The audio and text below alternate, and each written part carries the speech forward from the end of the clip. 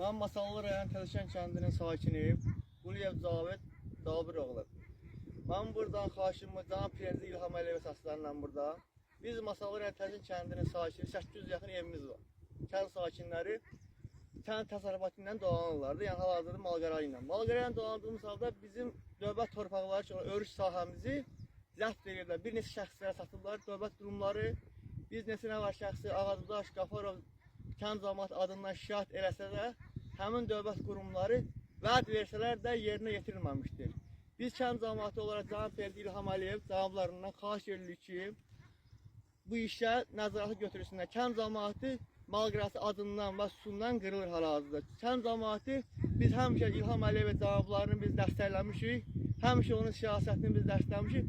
Əfsuslar olsun ki, bəzi məmurlar, dövlət qurumları bizim kənd cəmiyyətinin şeyinə baxmırlar, şikayətinə baxmırlar.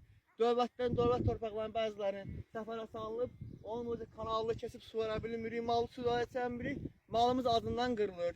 Çox sayılı kənd sahibinin şikayətinə əsasən heç bir dövlət qurumu bizim işə baxmır. Baxsan vəd verirlər, vəd verəcəyini də əməl eləmirlər heç biri.